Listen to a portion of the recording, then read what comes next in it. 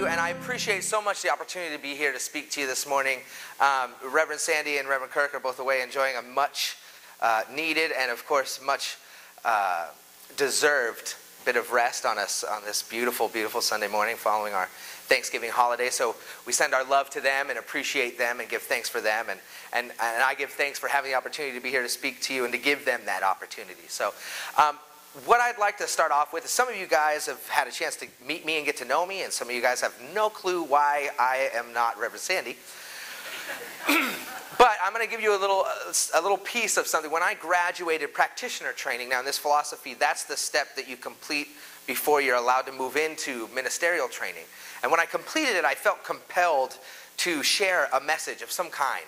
And so I gathered up all of my technical know-how and spent 3 days with a laptop and a microphone and tried to put those thoughts and ideas together. And I created a video.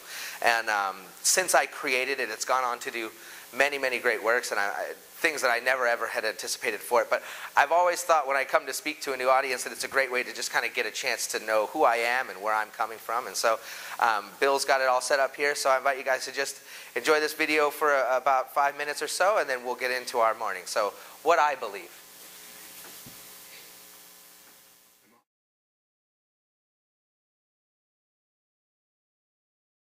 I'm often asked what I believe. I want to take the time to express my beliefs so that I can be heard and understood, but it's not always that easy. Because what I believe does not revolve around a story. It can't be defined by a specific historical event. It has never been completely explained by any one person. There is no ultimate authority on the subject, but me. I believe in spiritual living. Above all else, it is a philosophy that urges me to focus on how to think, not what to think. It invites me to practice this philosophy and apply it to my life right now. It is not placed in the history of the world, though it draws from many great teachers of the past. It does not predict my future, though it assures me success by living with principles. My view of God is not that of a person or personality, but my philosophy allows me to accept that this may be true for others. My relationship with God is a personal one, though I know everyone also has this same relationship. I believe that God is all that there is. Every person, place, and thing is not only an expression of God, but God itself. It is also everything that cannot be seen, felt, heard, or otherwise identified in physical form. It is the intelligence that tells the seed to grow, the flower to blossom, the electron to circle the nucleus, and the world to turn as it revolves around the sun. I believe God is the absolute presence that not only creates, but is itself all things.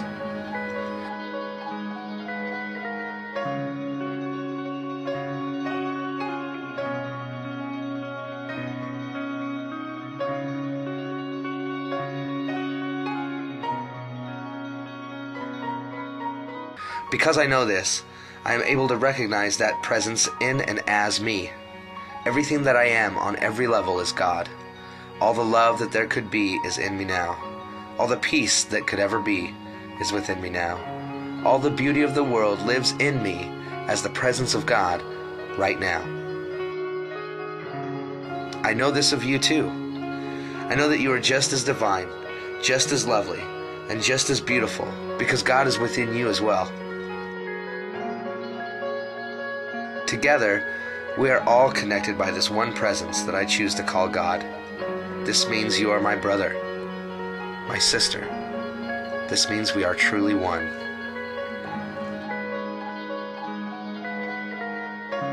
I also believe in a spiritual law.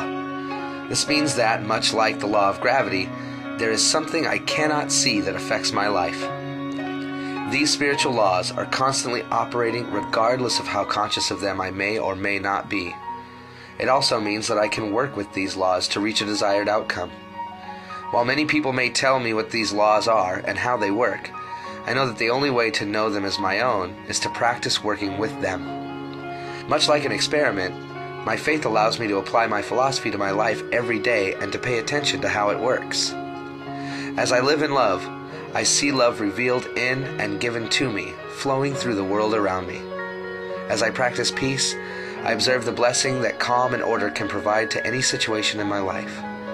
As I practice approaching the world as a beautiful blessing, it is clear to me that those I encounter feel blessed themselves. This is how I think, not what I think. I believe that being conscious of these facts gives me the blessed opportunity to live my life from principles that exemplify God's greatness in and as my life. My philosophy reminds me to see the world from this place and to act as a citizen of a spiritual community at all times. I know that as I do so, that God is constantly supplying all that is needed to bring me success.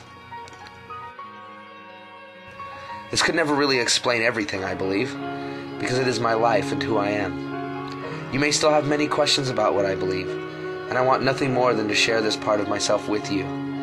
It is a blessing to have the chance to share my beliefs with you so I can be understood, and it is my gift to be open to understanding you.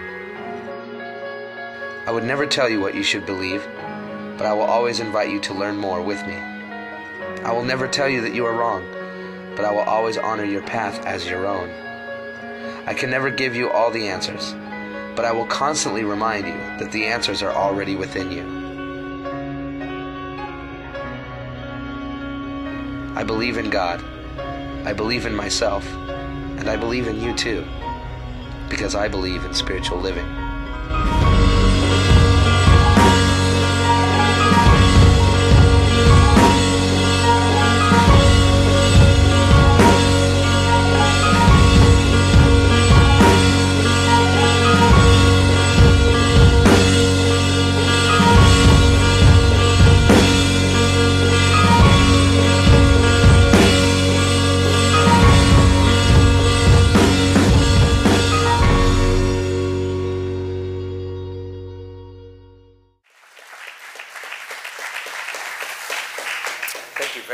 Thank you. And like I said, that was when I had launched out into being this practitioner, to really discovering what I really believed and what it meant to live that as a life. You know, it took, up until that point, 5 years of going to classes and volunteering with teens and having gone through an entire experience with my teen group as a teen, growing up in this philosophy, and it took all of that culminating in this idea of what does it really mean, not just to understand these truths, but to begin to step into this concept of living them. And that's how I entered into my ministerial training. And so I got into ministerial training, and what I learned was that ministerial training was just trying to figure out how to take that thing I had discovered and find a bazillion ways to say it without boring anyone after a little while. Right? Because it's the same message, it's just boxed and bottled and brought to you in a whole new different kind of way. It's branded, it's got a whole new life to it every time you speak of it. And really, that speaks directly to my point, this concept of a grateful heart, is knowing that even as you speak the same principles and ideas over and over and over again, that you do so with the same conviction, with the same blessed embrace, the same passion that you did when you first discovered them. Does everybody remember when they first discovered what part of this philosophy made their heart sing and said, okay, I'm a lifer, I'm going to be doing this for a long time? You guys have, everybody can identify those moments, right? So why didn't that just persist? Why hasn't your whole life just been that feeling then? Oh, because there's work to be done. There's work to be done. You know, and any minister that comes to you and tell you they figured it all out and they're doing it all right now, take a look at that. But what we do is we endeavor to inspire others. See, the ministerial path is the most selfish one you could possibly take. And people are like, oh, it's so selfless of you to want to live in service and to be up there and inspiring others and nurturing others and supporting others' growth. It's like, yeah, because I need more people on this planet that can support me in the stuff that I need.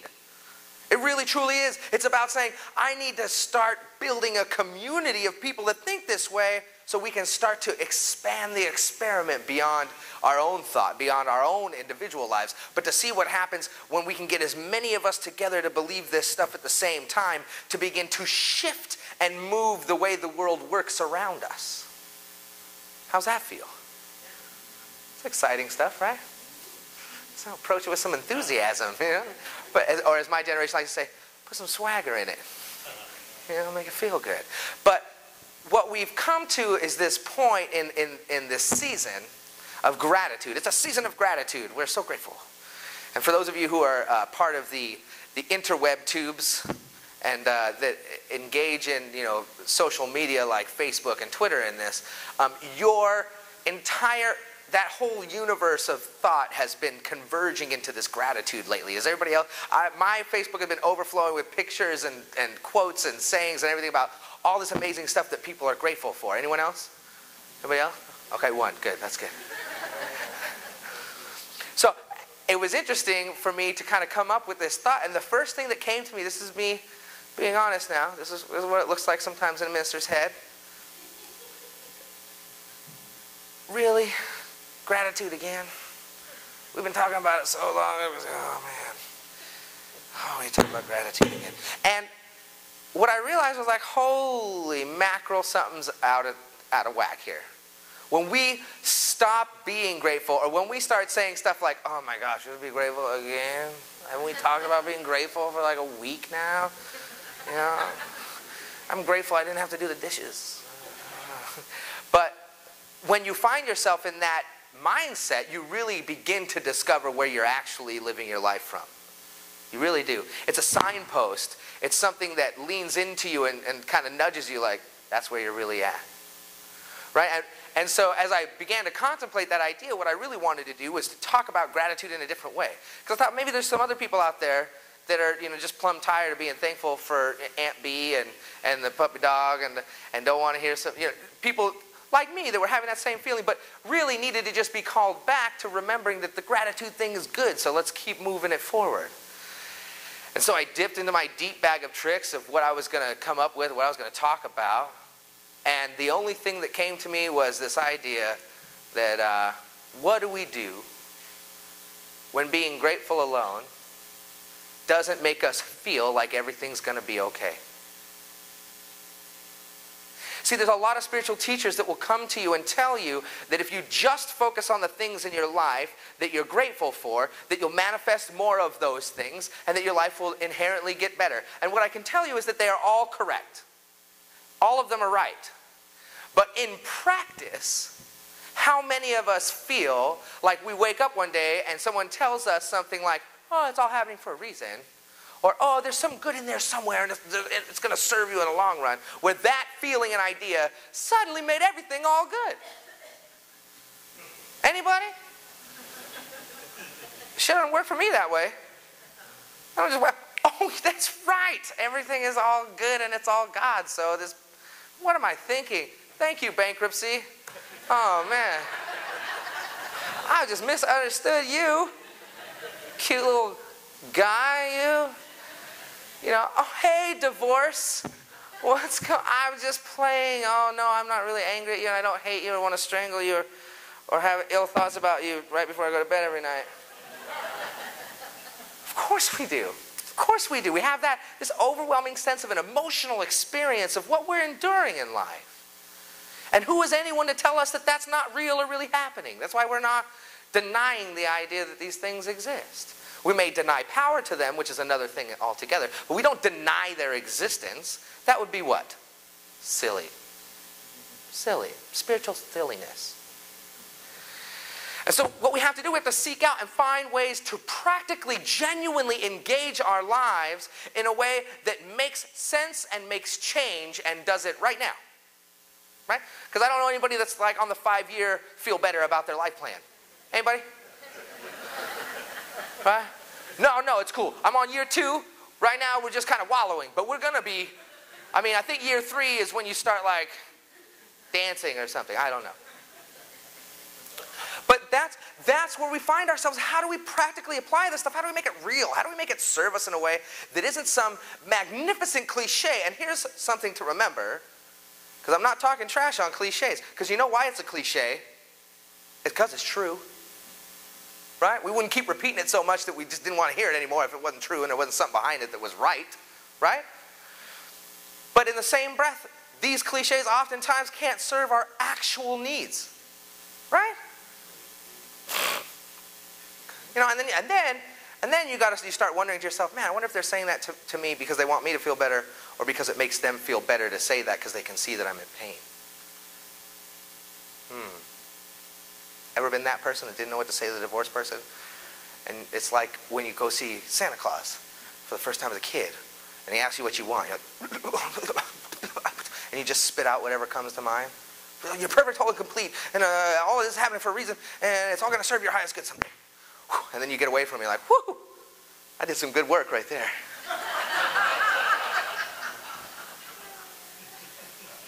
But really, we have to find ways to engage life that is real. And that's what I came to. When I came to my ministry, I came to this idea that I don't want to launch off out into oblivion with, spiritual concepts and ideas. I really want to find ways to bring people together, to find practical application to what we believe in a way that really makes us feel like we're changing our lives. And it's a momentum that comes from that.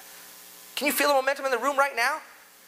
Right? We're ready to change our lives. Like, I can feel it. Like, everybody in this room is like, okay, you're just talking about practical, and we're going to do this. What do we do? I'm going to tell you what we're going to do. I promise, I won't leave you hanging too long. So we have to come to this place of reorganizing our thoughts. See, in this philosophy anyways, what we believe is that our thoughts are the things that define the experiences that we're going to be having. That the universe, that God, that spirit, whatever we want to call it, is affirmative. That means it just says yes. So if I'm walking around saying, my life is horrible, and I'm so tired, and there's no money in the planet, and the economy is crushing me, then God comes in right behind that to be like, okay, yes, yes, yes, and yes. Because God doesn't see any of those things as bad. God just knows, oh, that's what you want? Okay, we'll give you lots of that. I think it sounds like that too. I think that's like the actual inflection. But really and truly, what we have to begin to organize is our thoughts, so that when God comes to affirm our thought, that we have spoken a word into this universe that we truly desire. God just says yes. So when we choose to be grateful, that's our way of asking for seconds. That's our way of saying, ooh, this is good. You got some more of this pie? Is there more of this back there? I'd take some more of this. That's the first step. That's the first step, is to recognize our gratitude as being that which declares our desire in greater multitude. That's how it expands. That's how it grows. That's how it multiplies. Is by saying, yeah, this is what we want. We want this and more of it, because we want something that's good and better and better and better. But what do we do with the stuff that we don't want anymore of? Like when I was a kid and my plate got to me, immediately I saw it like it was like being a robot looking through like a grid that was already deciding and determining what was good and what was not good, and what I was planning to eat and what I was planning to try and feed to the dog, like instantaneously. Right? And as children, we do this pretty naturally, right? Because we just know what we want and how we're going to try and get it. But this is how our minds operate, right? In the same way, we have to, as the world of effect delivers unto us that which we're experiencing, we have to start to segment and decide, yes, please, and no more, please. We have to decide, some more of this, not so much of this. And so how do we do that? In a practical way, in a way that doesn't make us feel like we're dodging the bullet. Right? Because there's nothing less genuine than when we find ourselves focusing on our gratitude for the things that we appreciate in our lives, when we have the nagging feeling of our woes on our shoulder. Right? Because does that practice make us less aware or more aware of the things that we no longer want in our life? Right? Because people tell you, hey, just focus on the things that you appreciate. And the truth is, you can do this. But what I can tell you is, if you haven't practiced, it's like riding a bicycle. So the first few times when you fall down and skin your knee, you got to decide whether or not you're going to climb back on. So what I'm doing is I'm giving you some training wheels today that'll encourage you to keep climbing back on that bandwagon of gratitude. And that is to not just kind of soothe the things that don't feel good in your life, but to address them, to acknowledge them, and to experience them in a new way. Right? That's what we all want. We want to find a new way to experience our grief. We want to find a new way to experience our fear and our doubt. We want a way to experience it that isn't fighting fire with fire. Right? Because how many times does somebody get angry, and my getting angry at them really got things back to a nice, peaceful, calm demeanor? Right? We do this on the road all the time, right?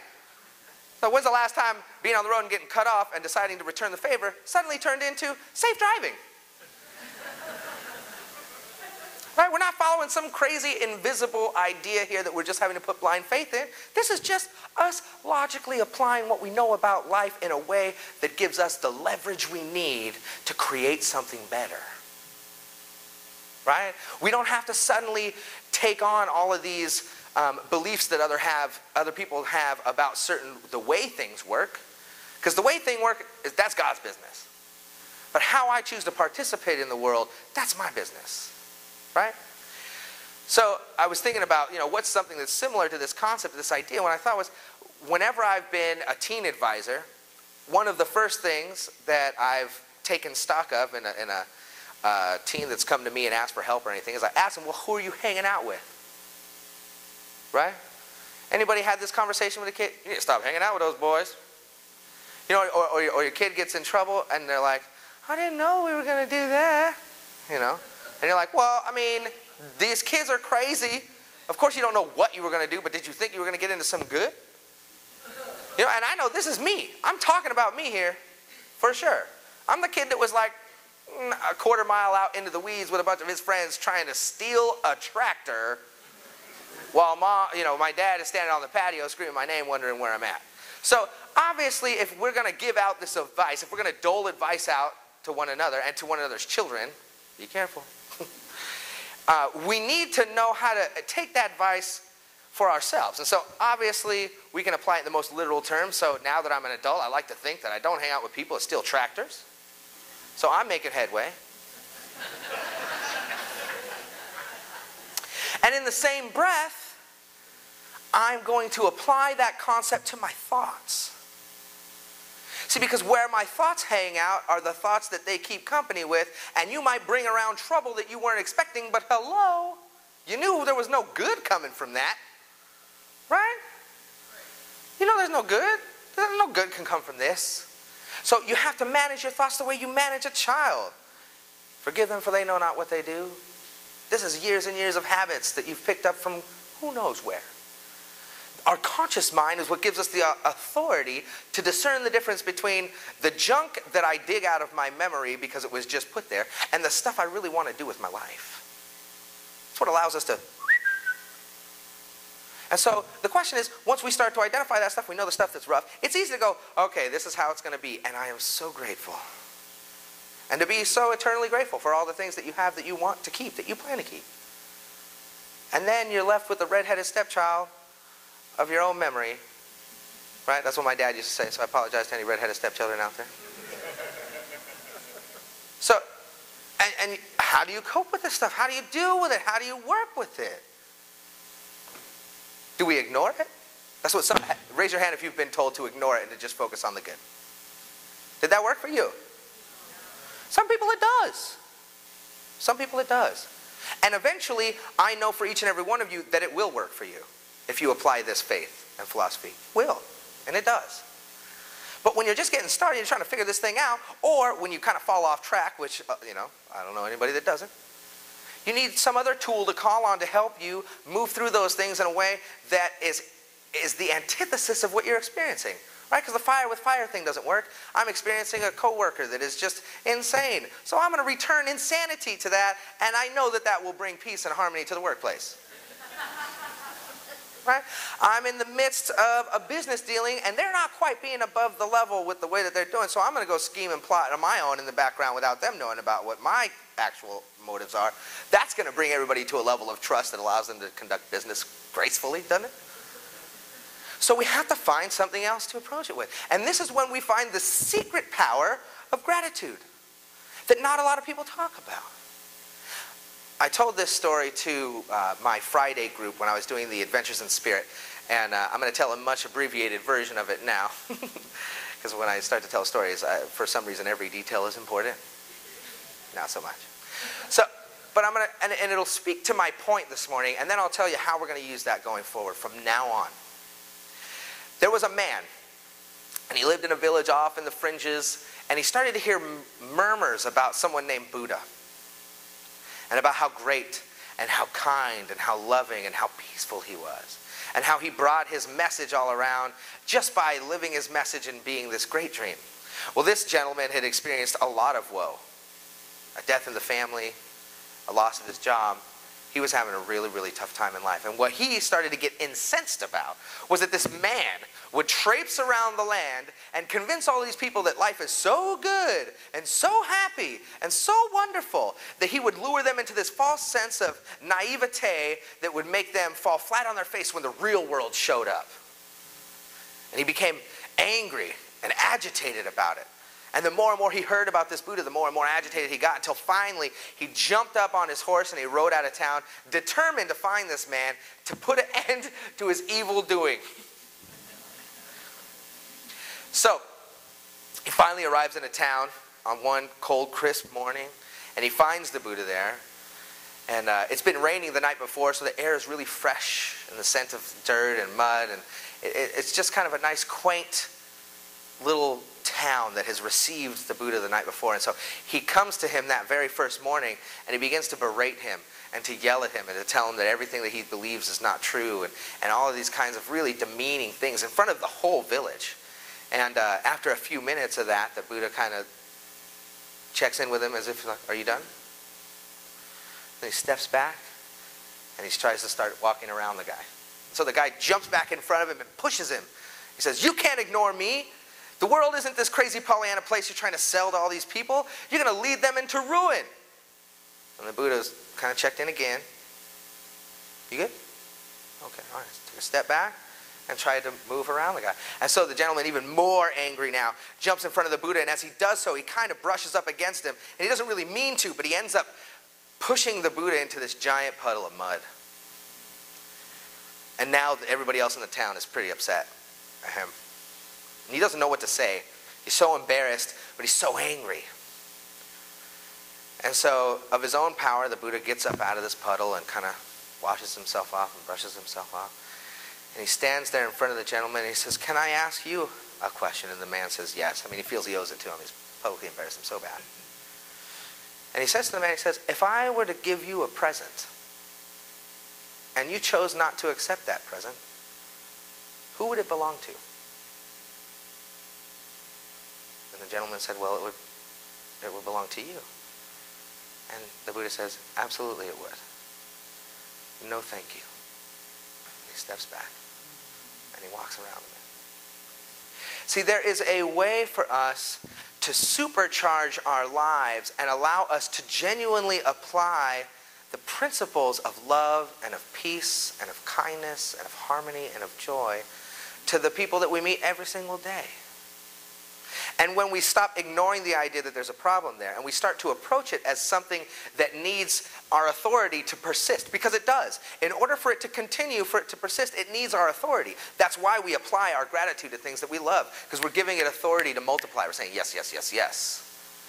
But if we want to say no to something, we can't just kick it and push it and shove it and expect it to get out of our lives, because what we're doing then is we're acknowledging it as something that is in our lives. We're treating it as something that is an inherent part of our living. And so we have to ask ourselves, when are we going to be done with it? When is that going to be done for us? Because only we can make that choice. Only we can decide that the angst, the anger, the fear, the doubt that I feel about this situation has come to an end. It is complete. One of my greatest mentors, Dr. Jim Terrell, came to me in the midst of my divorce. And he asked me, he said, do you feel like it's complete? And I'd never looked at it that way in my life. This was something that I had been through, that I got to experience, and that now no longer served me. And so I allowed it to be complete. And as soon as I recognized it as complete, we both went off into the world to seek that which would fulfill us instead. Both of us. So when we're approaching the things in our lives that we're challenged about, we have to remember that while we express the consciousness of gratitude for the things that we appreciate, we in turn express the consciousness of no thank you to that which no longer serves us. Because it truly is a contented version of our understanding that we no longer desire this thing in our life, and that feeling has power that allows us to zap that thing in the bud and to let it be complete. And that doesn't necessarily mean, when things are getting completed and getting wrapped up, they don't necessarily disappear, right? So when it doesn't disappear, we don't wake up the next morning like, that was supposed to be gone. We wake up in the morning reminding ourselves, yeah, still there, and it's just completing itself. So that it soothes us. So that the feeling that we carry around through the day is not one of anxiety or one of fear or one of doubt, but that the feeling that we carry around through the day is our overwhelming sense of gratitude for that which is good in our life, and our deeply seated knowing that that which no longer serves us has been acknowledged and is prepared to leave us and is already in the act of doing so right here and right now. When we begin to apply these principles to our lives, when we begin to really step out into a world that allows us to practice them, to experiment with them, they will persist as being true in our lives. And that's what spiritual law is about. It's about proving to ourselves, or as Dr. Holmes would state, convincing ourselves of the truth. To stop being fed and informed by a world that has decided that something else is in charge here. That the idea that money, status, power, gender, sexuality, race, religion, any of those things, to just acknowledge that none of those things have the real power here. That what has the real power here is our thought and the truth of who and what we are and how we carry ourselves in this world and the way that we believe ourselves to be, so that the feeling, the overwhelming feeling of our authority in this world is so strong that nothing in the world could ever inform us of anything different. And when we arrive in that place, we become a mighty, moving power on this planet. And when we step into that wholly, we seek out and we find others that feel and think and live their lives the same way. Sometimes we call those things church. And when we find them, we nurture them and we support them in all of their multiplicity, because what we know is that everyone in this room is a microcosm of what's going on out there in this world. But yet we can find ways to love and cherish one another. And so this is our petri dish of where we come and be supported to figure out how to live, so that as we step out into the world, we become a more productive presence in it. And while none of us are special, all of us are extraordinary. For we live with the equal power and presence of God within every one of us, that allows us to live and breathe a life that is magnificent and graceful in all ways. And so we are no greater and no less than anyone in this room, but we as individuals are extraordinary. And when we unleash that ability to be grateful and to be dismissive of that which no longer serves us, we become the living, breathing example of what it means to live as love in this world. And those are the kind of people that I want to share this planet with, and those are the kind of people that I know are in this room, and I thank you for that. Thank you.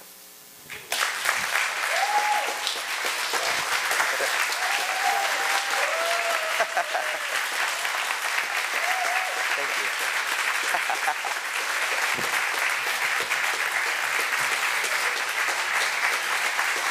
Thank you.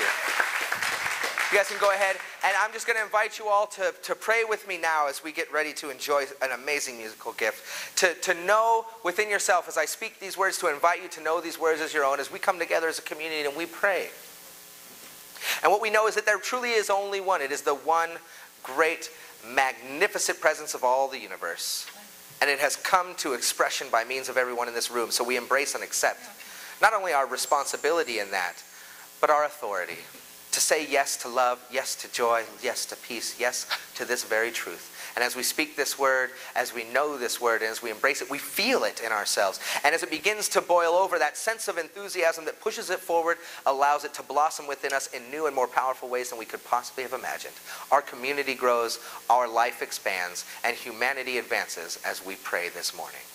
So we simply give great thanks for this truth and dismiss anything that no longer serves us, knowing that the universal law of spiritual mind acts upon it, and that it absolutely makes it so. And together we say, and so it is.